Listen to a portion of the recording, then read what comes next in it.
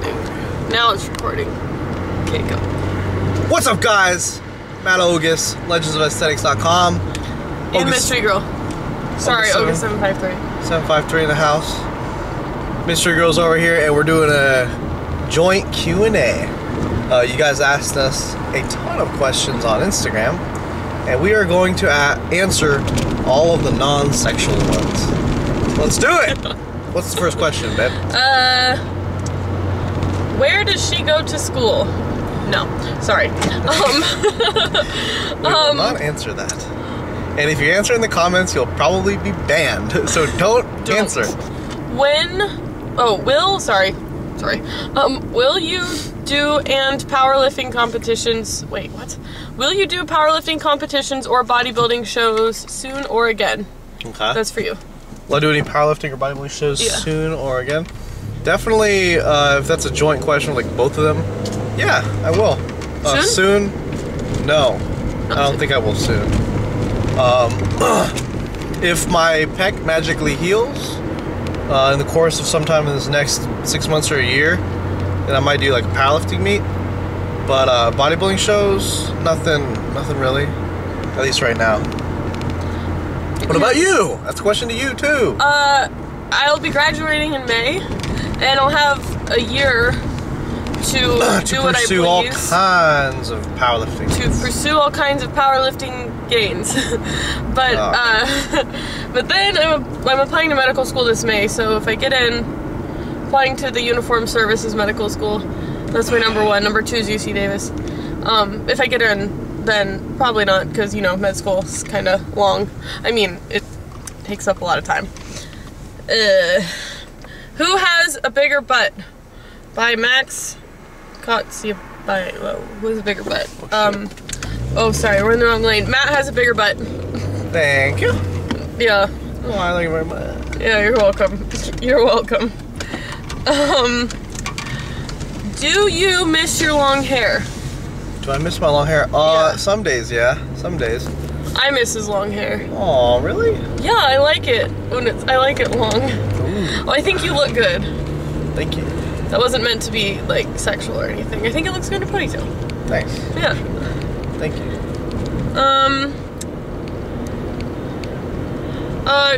Question for Flex for all. What was the best part about coming to Australia? The best part about coming to Australia? Yeah. Meeting all the Australian sick cunts and being able to say that word like it's just a regular word. That's the first thing he tells people about Australia. I'm like, the word cunt is a good word over there. He's really excited about it. I mean, it's a neutral word. It depends on what you attach to it or how you say it.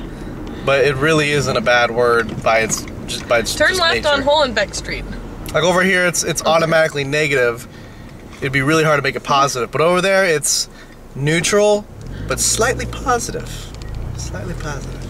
And then you can make it really positive by throwing a sick in front of it. And then you give someone the greatest compliment they've ever heard. Just by saying, you're a fucking sick cunt. You're like, thank you. Wait, where am I going? Left or right? Left. Okay. And then for Mystery Girl, what glute exercises have you found the most effective? Question mark, question mark, question mark. Probably, what do you think? Bad girls and really bad girls, and deadlifts really help. Well, she hasn't tried out all the glute exercises in the book. So that's something that we really have to look at. And that's also something you gotta look at when it comes to other people too. Like when we ask questions like, hey, what do you do, this and that, we have to take into account that they may not have done everything out there that's offered. Like I just farted, babe. I've never had her do barbell hip thrusts, for example, along with a lot of different other glute exercises, simply because the program that I have her on just doesn't have her doing that right now. In the future, yeah, we might throw some barbell hip thrusts or something like that, but yeah, we'll see. We'll see.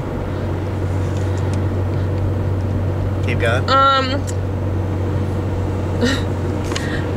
How do you keep fitting Chipotle in your macros?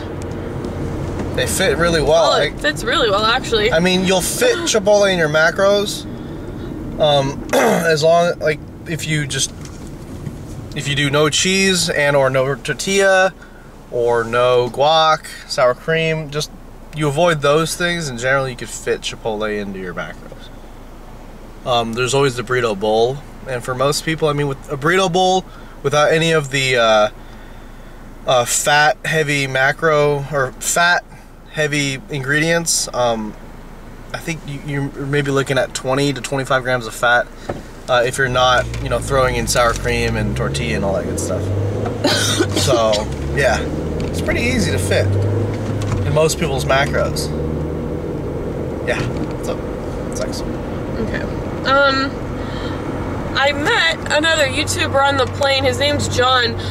His Instagram's obese to beast though. He's really nice, and he actually asked a question, and he wanted to know if all artificial sweeteners are good, like in terms of health. Good. Yeah, good. Like in terms of health, like are they even bad for you? We talked about aspartame a lot on the plane.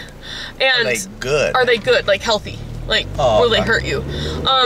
The only sweetener that I know of that has had negative lab results in terms of like toxicity effects or like cancer-causing effects is saccharin. That's sweet and low, so it comes in the pink packets usually. And they did find in super high concentrations, like high doses of it. How many packets did they give those fucking rats? I mean, like, it was probably the equivalent of like, I have no idea, something like, think 1,000 packets a day. Like something that you would not consume. All kinds of real world application. Yeah, well. Sure. And it caused bladder cancer. Do these scientists even fucking like think about these experiments? Don't insult science. I'm talking about specifically the ones that happen to like research sweeteners and like. That's what you have to do, because you have to see if it would ever have a toxic effect. Like, so how about let's test out the toxic effect of like 2 diet sodas a day on people, because that is pretty damn more realistic. Well, we don't test on people, but only rats, because that's more ethical than testing on people. Yeah, we don't really. You don't want to test medications and stuff on people. It's a little unethical. Those are diet soda, not medication. Well, No, but it's good that we're doing experiments and testing, because if something is dangerous, then we need to figure it out. We need to. This is very true. Get to the bottom of this. Ooh. So it's a good thing that we're doing these tests. Another question for me: what kind of plan is she on, and how many pounds has she gained or lost? I'm doing the Ogus 753 right now. Ooh. And I've gained about 5 pounds in the past 9 months. 9 months. Yeah, originally I had her on a Monday, Wednesday, Friday. It's our basic LOA 5x5. I mean, take a 5x5 program, put it how you want it, and that's what you should do. It's what most people should do as a beginner. And that's what our LOA 5x5 is. It's how we like to run 5x5s for beginners. And we had her run that for quite a while until she got her, her squats up into, above one plate, above 135 pounds, and then her deadlift close to 225 for a 1 repper, and got her bench so that she could do 95 pounds for reps.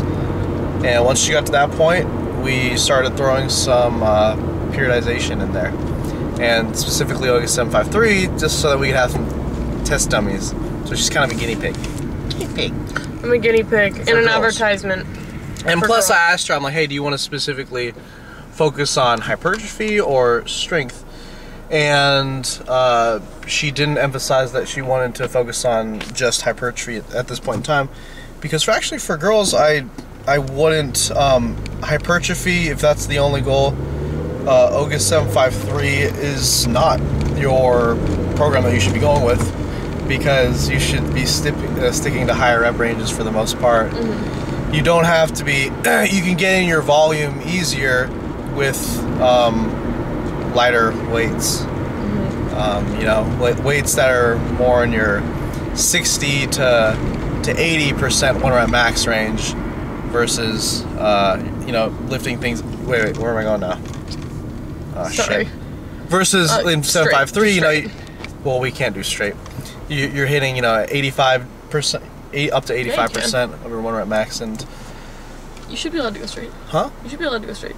I can't do straight. If I go straight, I hit that pole up there. Well, then we need to get in the other lane? Yes, that's correct. Okay. Well, okay. I'll fix it, don't worry. Alright, babe. Don't worry. Alright, babe. Oh, I know where we are. But yeah, she wanted to also focus on strength, is what I was saying, guys. So since, you know, she kind of wanted to focus on strength, and increasing one of her maxes and stuff, that's why I have her on Ogus 753. But then I asked her, hey, do you want to like focus specifically on powerlifting? She's like, no. So I was like, oh, so you want to focus on a bit of strength work and hypertrophy work at the same freaking time? And she was like, yeah. I'm like make me okay. as strong and as aesthetic as you can. I'm like, all right, so you don't want to go for one and then the other. You want to go for both at the same time. Like, I want to kick ass. I'm like, perfect. I've been running a program like that for the last like 6 months. And I've been trying to I've been basically making an ebook. Cool. I'll put you on Ogus 753. Like, thanks, babe. You're welcome. Question for both of us. One last question, and that wraps it up for this edition of Mystery and Matt Q&A. This is a good one. It's a nutrition one. Ooh. From a medical standpoint.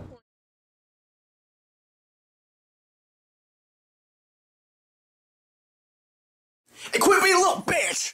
Ogus cake!